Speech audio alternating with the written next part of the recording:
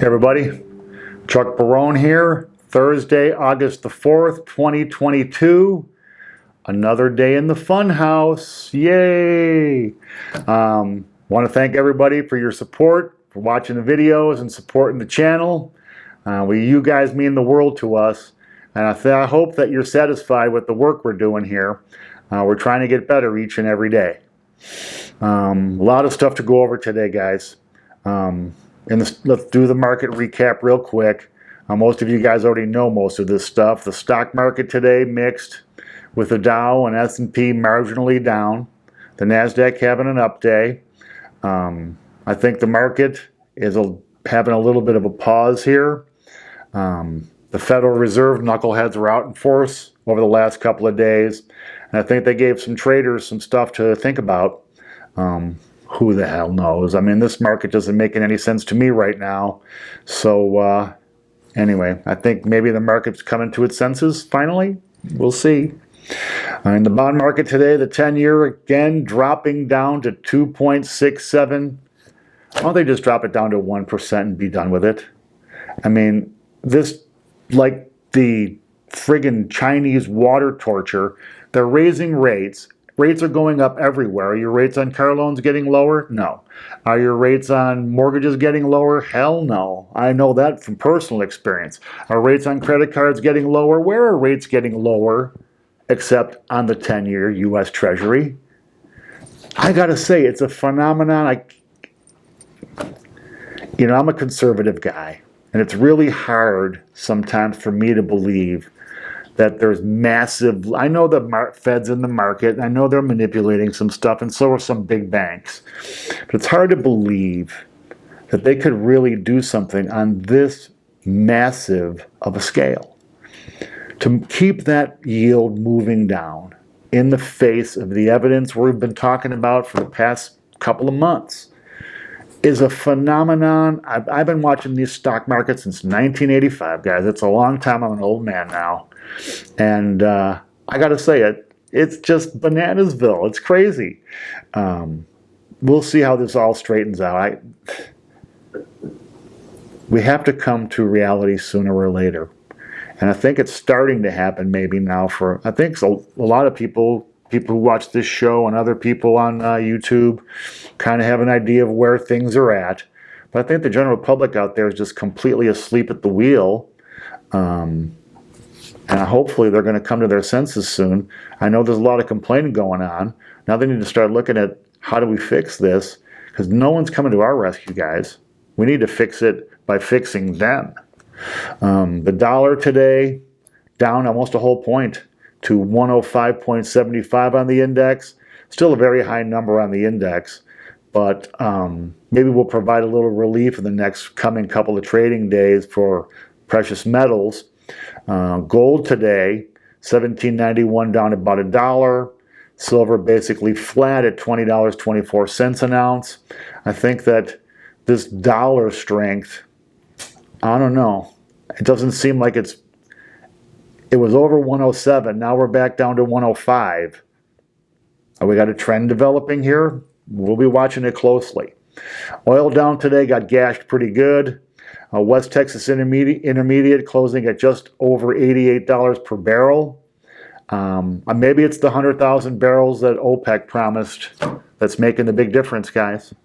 Now, a lot of people did respond to my question yesterday, and the majority of people that responded have changed their driving habits. So maybe there's some truth, a grain of truth to what the government's saying about demand for oil and gasoline. I think that there's still going to be a little bit of rally. I don't know how long oil prices can stay this low, depending on how the economy really works. If it really tanks hard, oil prices could go lower. Natural gas closing at about $8.61. Solid still. Natural gas has just been strong. I think the big threat from the Russians is keeping it that way. No reason for natural gas sell-off unless it's profit-taking. Bitcoin down today, around 23,500. Even though it's a down day, Bitcoin's still hanging tough, man. It's above the trough numbers, the initial trough numbers of between 18.5 and 22,000. Looks like it's building some some support above 22,000 now. We're going to watch that one closely too and see where that goes. Some quick news before I start my rant on the government and the Federal Reserve. Today, unemployment information. Unemployment, the number of initial jobless claims up 6,000, higher than expected. They're 255. It came in at 261. I think that this is just the start of it, guys. With all the layoffs that have been announced, I wonder how many jobs we're training that are $25 an hour jobs we're trading now for $10 an hour jobs. You know, they talk about all these job openings. I wonder if we eliminated all those jobs that paid $10 an hour or less, how many job openings are above that would really be. Unemployment is going to keep going up. Tomorrow we're going to get another number on unemployment. I think it's going to be higher than they're estimating. Not a surprise. But here's the line of the day, guys. I don't know if this is just designed to confuse or what the hell, but listen to this stuff. It said, I was reading this initial jobless claims. It's an 8-month high. And it said, the number of people receiving benefits after an initial week of aid increased by 48,000 to 1.416 million.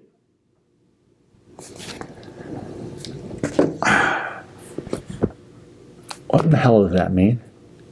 If it went up by 6,000 initial jobless claims, they're saying that somehow people, after getting a week of aid, the number increased by 48,000 to 1.4 million. So is it 48,000 or is it 6,000? Is it 261,000 or 1.4 million?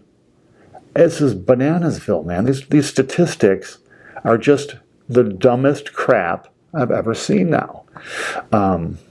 Here's something for all of you guys who have kids to be aware of. You know how I feel about the debt trap, and you guys have heard me rant about it a lot of times. I feel like that's kind of the purpose of our corporate government partnership, is to create a debt trap where people's lives basically consist of going to work and then making payments. A lot of people are stuck in this debt trap. I think you're going to see, if this recession gets really deep, they're going to start angling for changes in the bankruptcy laws. I think that it's a terrible situation, and I've been talking to you guys a lot about it, but here's the latest thing, and here's why I want you parents to pay attention. Now they've sucked in pretty much all the adults into this system that they can get. So now they're aiming the debt trap at kids, at the young people, at people just getting started, or even before they're even able to get started. So you look at the stuff that these young kids are dealing with, okay? Student loans, where the cost of going to college. Now, we've been preaching to these kids, the way you get ahead is by doing well in school and going to college and getting educated. So we really push these kids to go to these colleges, especially the fancier the college, the more congratulations they get, right? Harvard, Northwestern guys. So now the student loans are piling up on these poor kids, and now they're going to start their lives and their careers with $50,000, $100,000, $150,000 in debt, depending on what their field is. Then you add on the greedy-ass bankers who are now going after kids with credit card offers. So young kids now have their own credit card accounts. That should end well, right? Then you got car payments, which now are averaging over $600 a month. You've got these incredible increases in rent. And mortgages, now they consider a $2,000 a month mortgage a bargain. So tell me, guys, you're a young graduate from college. We all want to encourage our kids to go to college and get educated. If they come out of college and they're faced with a burden of student loans, they're faced with credit card debt, they're faced with car payments, the cost of living, just breathing and existing every day, now you're going to add on $2,000 a month for a mortgage or more, $2,000 a month for rent or more. How are these young kids supposed to get started in life proper? And the sad news is, a lot of parents don't have the ability to educate their kids about this stuff. They were never really properly educated with finance, and they had never taken the time to really understand how important it is for young people to understand what debt is and how painful it can be. Anyway, I just think that if you're a parent, be careful and educate your kids about this debt trap. Make them understand how painful debt can be and how long it takes to get, it's easy to get in, real hard to get out, and make them understand that. It's really, really important. Now, moving on to my rant about the Fed and these government schmucks. I gotta say, guys, I'm pretty conservative. I try not to get angry. I try to give you guys a level-headed view every day of what's going on in the world and how maybe some suggestions on some things you can do to react to it and protect yourself, to get ahead of it even. Today was a day where as I'm doing some research to get this show together, I'm reading this stuff and it was just one worse after the other. These people, they're just so ignorant and out of touch with what the regular American citizen is going through. Okay, so let's look at some of this genius, our geniuses, high-paid geniuses, by the way, that we're paying, had to say. Let's start with our buddy Ron Johnson, Senator Johnson from Wisconsin, who today came out and decided that Social Security and Medicare should be an annual budget vote for the Congress and the Senate. Part of their annual budget. That's not a mandatory spending. That's a discretionary, apparently, where they can vote and even say no to Social Security and Medicare if they decide they wanted to, or to limit it or do whatever they want.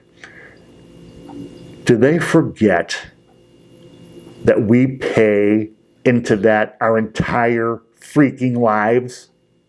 It's not a gift from them, okay, like they're giving to their corporate buddies billions of dollars. This is something that every single one of us have paid for our entire working lives. I don't know what planet dipshit here lives on, okay? But the idea that a senator can decide if my mom gets her Social Security checks next year, if my mom has health insurance next year, if they cut them off, what are these retirees supposed to do? Buy their own health care? Sure, my mom's 83 years old. A health insurance policy should be real inexpensive for her. This is genius number one. Then today we had the IMF come out, and these guys are such emphatically, they feel your pain, guys. What they had to say was that governments should just let consumers bear the brunt of inflation, because this will help them save energy. We didn't cause the inflation, bud. IMF, world debt slave creators, they enslave entire countries and governments. Now these guys want to let us suck it up for all the crap they've done? Again, not really very much in touch with what average people are dealing with every day. San Francisco Fed Chief Daley, I'm sure you guys have heard this genius. She had the gall to come out and say that inflation isn't really affecting her because she has enough. And so do many, many Americans.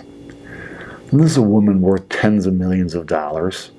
Okay, so if the gallon of gas goes from $3 to $5, and you're worth $10 or $20 million or whatever she's worth, is that really going to affect you? No. But I'm telling you, let me just have a word with you, San Francisco Fed President Daley. Many, many Americans are not worth $10 to $20 million, okay? 61% of the people in this country are living paycheck to paycheck. Hello, geniuses. Then you got our friend Neil Cash and Carry, which should be the way you buy stuff, by the way. This guy is still insisting that inflation is transitory. This is comedy gold, man. Do these guys why would they push these yo-yos out there to talk this nonsense? Well, we're going to get to that when I wrap it up. Then you had St. Louis Fed President Bullard on Squawk Box this morning, talking to Joe Kernan, and Joe Kernan's like, well, you know, you guys, blah, blah, giving him some grief about the Fed's guidance being completely wrong, about, you know, transitory and peaking and all that other crap. And the guy said, he laughs out loud and says, what? You don't believe our guidance? Not a funny thing here, Fed President Bullard, okay? Kudos to Kernan for giving him some grief about it, at least. These guys, the level of arrogance, the level of disconnect is just astonishing. Now, here's one Fed person that comes out and says something that might be even kind of reasonably true. She said overnight rates need to go above 4%, and they will be raising rates through the first half of next year. Now, what happened is, when Fed President Zippity Doodah St. Jerome came out after they raised rates last month, end of the month, and was doing his press conference, the markets and the people who interpret Fed speak got the impression that the Fed was pretty close to pivoting already. So they parade these clowns out here to kind of start turning that narrative around and make the market understand that you know, they're not going to be cutting very quickly.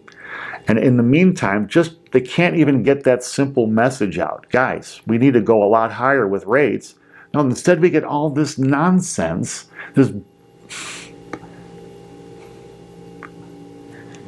Anyway, guys, here's the truth. These rich dumbasses, they're so out of touch. They're so mentally vacant. They haven't the slightest chance of doing the things you and I need to have done. They're only looking out for their own rich friends and their corporate overlords. Nobody's coming to the rescue for us, guys. They might play a lot of lip service to it, but in reality, we're going to get zipped, man. We're going to get nothing. So please take the advice we've been offering. Really start to save as much money as you can. Try to build up your $25,000 FU fund. Make sure you have that money just in case you need to tell not your boss anymore, the Fed. FU, okay? Invest your money conservatively. Think value stocks now. Don't be reaching for growth. Spend your money cautiously. Spend your money prudently. Buy the things you got to buy. But the discretionary stuff, take a minute to really think it over. Which is more important, stashing that money or, you know, buying that whatever you decide you want to buy? I really, really want to see us, the middle class, the working people of this country, not only get through this recession, but survive it and be able to, at the end of it, thrive, which is what the rich people are going to do, I promise you. Anyway, guys, a crazy day. Tomorrow, I got a feeling going to be the finish of a crazy week. I'm going to go home and get back in the sack, and we'll talk again tomorrow. Hopefully, there'll be a glimmer of good news we can talk about. Until then, take care.